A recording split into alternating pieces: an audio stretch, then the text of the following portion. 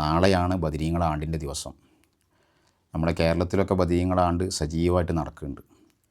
റമദാൻ 17 വെള്ളിയാഴ്ചയാണ് പരിശുദ്ധ ബദർ യുദ്ധം നടന്നത്. അന്ന് നടന്ന യുദ്ധങ്ങളൊക്കെ, മുത്തുനബിയുമായി ബന്ധപ്പെട്ടുണ്ടായ യുദ്ധങ്ങൾ, അതിൻ്റെയൊക്കെ ചരിത്രം നമ്മൾ പരിശോധിക്കുമ്പോൾ അതൊക്കെ എതിരാളികൾ വന്ന് പ്രശ്നങ്ങളുണ്ടാക്കുകയും ബുദ്ധിമുട്ടിക്കുകയും ചെയ്യുന്ന സമയം അവരൊന്ന് പ്രതിരോധിക്കുക. നമ്മളൊരാളിങ്ങോട്ട് തല്ലാൻ വരുമ്പോൾ നമ്മൾ ബ്ലോക്ക് ചെയ്യല്ലോ. ഈ സംഭവമാണ് അന്ന് നടന്ന എല്ലാ യുദ്ധങ്ങളും. അതല്ലാതെ ഏതെങ്കിലും ഒരു നാട്ടുകാരുടെ മേലിലോ ആരുടെങ്കിലും പേരിൽ എന്തെങ്കിലും അടിച്ചേൽപ്പിച്ച് അങ്ങനത്തെ ഒന്നും അന്ന് നടന്ന മുത്തുനബിയുമായി ബന്ധപ്പെട്ട ഒരു യുദ്ധത്തിനും ഒരു സംഭവം ഉണ്ടായിട്ടില്ല. അത് നമ്മൾ ഈ വിഷയങ്ങളൊക്കെ പ്രത്യേകം മനസ്സിലാക്കേണ്ടതാണ്. മുത്തുനബിയുടെ ആ കരുണ അത് വേറെ തന്നെയാണ്.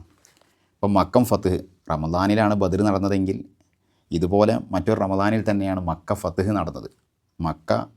മക്കക്കാർ നബിയെ അവിടുന്ന് ഉപദ്രവിച്ചു, അവിടുന്ന് പുറത്താക്കി, വലിയ പ്രയാസങ്ങൾ ഉണ്ടാക്കിയല്ലോ. പക്ഷേ ഹിജറയുടെ 8-ാം കൊല്ലം മുത്തുനബിയും ഒരുപാട് സഹാബാക്കളും തിരിച്ചു മദീനത്ത് വന്നു. മക്ക നബിക്ക് കീഴടങ്ങുകയാണ്. അന്ന് ശത്രുക്കളൊക്കെ പലരും ഭയന്നു. ചില ആൾക്കാരൊക്കെ സ്വന്തം ഭയന്ന് ഓടിയവരുണ്ട്. പക്ഷേ മുത്തുനബി പറഞ്ഞതെന്താ? ലാ തസ്രീബ അലൈക്കുമുൽ യൗം, ഞാൻ നിങ്ങളോട് അങ്ങനത്തെ ഒരു പ്രതികാരം ചെയ്യാൻ വരുന്നവനല്ല, ഒന്നും ചെയ്യുന്നില്ല എന്നാ. അവർക്ക് വലിയ മാപ്പ് കൊടുക്കുകയാണ് ചെയ്തത്. അപ്പോൾ പറഞ്ഞു വന്നത്, ഈ യുദ്ധങ്ങളൊക്കെ ഒരു പ്രതിരോധം അങ്ങനത്തെ നിർബന്ധിത സാഹചര്യത്തിൽ നടന്നതാണ്. അതിൽ മുത്തുനബിൻ്റെ കൂടെ നിന്ന സ്വഹാബാക്കൾ, ആ സംഭവങ്ങളൊക്കെ വലുതാണ്. അങ്ങനെ നടന്ന യുദ്ധങ്ങളിൽ ഏറ്റവും മഹത്വമുള്ള വസുവത്താണ്, യുദ്ധമാണ് വസുവത്ത് ബദരിൽ കുബറ. അത് റമദാനിൽ 17 വെള്ളിയാഴ്ചയാണ് നടന്നത്. അതിനെക്കുറിച്ച് അതിൻ്റെ പോരിശ ധാരാളമാണ്. നമ്മളിപ്പോൾ റമദാനിൽ ഖുർആൻ പലപ്പോഴും ഓതുന്നുണ്ടല്ലോ. ഒരുപാട് ആളുകൾക്ക് ഖത്മ് മാറി മാറി ഓതിക്കൊണ്ടിരിക്കുന്നുണ്ട്. പല സ്ഥലങ്ങളിലും ഈ ബദർ യുദ്ധത്തിനെക്കുറിച്ച് അള്ള പറഞ്ഞുകൊണ്ടുണ്ട്. വലക്കത് നസറക്കുമുല്ലാഹു ബി ബദർ വ അന്തും അതില്ല. നിങ്ങൾ വളരെ കുറഞ്ഞ ആളുകളുള്ള സമയം. സൂറത്തു ആലിമ്രാനിലൊക്കെ നമ്മളൊക്കെ ഓതി പോകുന്നുണ്ടാവും. ഇപ്പോൾ വലക്കത് നസറക്കുമുല്ലാഹു ബി ബദർ, ബദറിൽ അള്ള നിങ്ങൾക്ക് വലിയ സഹായം നൽകി. വ അന്തും അതില്ല, നിങ്ങൾ കുറഞ്ഞ ആൾക്കാരല്ലേ ഉള്ളേനു, എന്നിട്ട് നിങ്ങൾക്ക് വലിയ സഹായം കിട്ടിയില്ലേ, മലക്കുകൾ ഇറക്കി അള്ള സഹായിച്ചു ഒക്കെ പറഞ്ഞുകൊണ്ടുണ്ട്. അപ്പോൾ ആ ബദരീങ്ങൾ അവരെ പോരിശ വളരെ വലുതാണ്. അള്ളാഹു റസൂലിൻ്റെ അടുക്ക് ഒരിക്കൽ ജിബ്രീൽ വരികയാണ്. സ്വഹീഹുൽ ബുഖാരിയിൽ ആ ഹദീസ് കാണാം. ജാ ജിബ്രീലു ഇലൻ നബി സല്ലല്ലാഹു അലൈഹി വസല്ലം, ജിബ്രീൽ മുത്തുനബി തങ്ങളടുത്ത് വന്ന് സല്ലല്ലാഹു അലൈഹി വസല്ലം. എന്നിട്ട് ജിബ്രീലിൻ്റെ ഒരു ചോദ്യം നമ്മൾ ശ്രദ്ധിക്കണം. ബദരീങ്ങൾ, ഇപ്പോൾ നമ്മൾ ഈ ബദരീങ്ങളെ ആണ്ടും ബദരീങ്ങളെ മൗലിദും ഇതൊക്കെ ഇങ്ങനെ സജീവമാക്കി നമ്മൾ പ്രത്യേകിച്ച് നമ്മൾ സുന്യാളയിലുണ്ടാവും. നമ്മളിത് നടത്തുന്ന സമയം എന്താണ് ഇപ്പോൾ ഈ ബദരീങ്ങൾ എത്രത്തോളം പറഞ്ഞുകൊണ്ട് ബദരീങ്ങളെങ്ങനെ ഓർമ്മിച്ചുകൊണ്ട് അതിന് സ്ഥാനമുണ്ട്.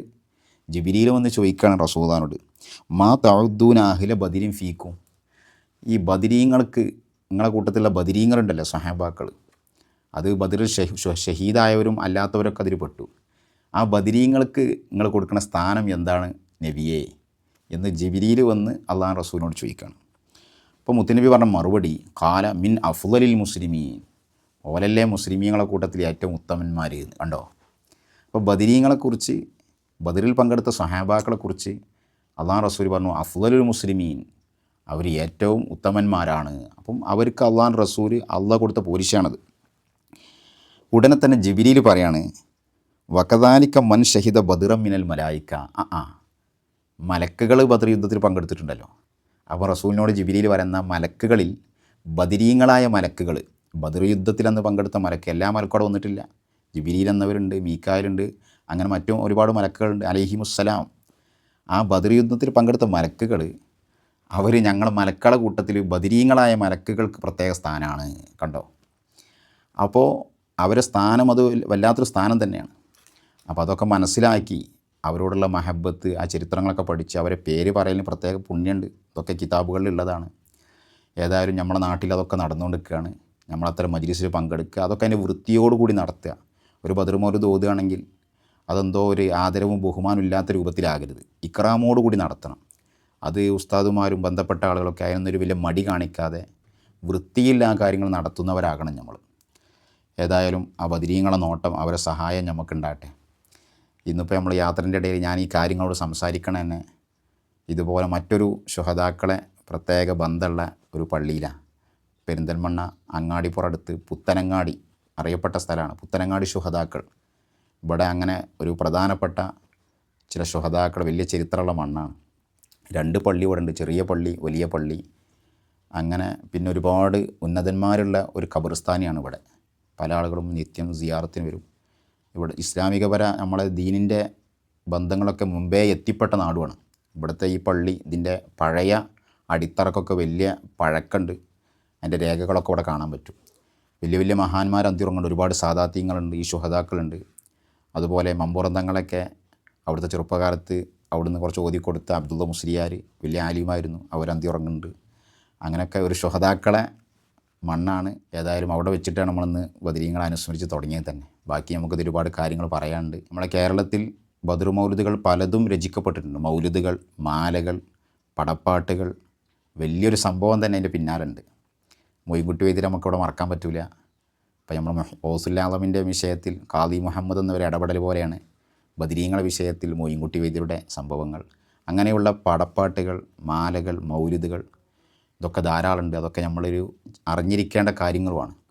എന്തായാലും നാളത്തെ ബദരീങ്ങളാണ്ട് നമ്മളെ വീട്ടിലും നാട്ടിലൊക്കെ അതിലൊക്കെ സജീവമാകുക, സന്തോഷത്തോട് പങ്കെടുക്കുക.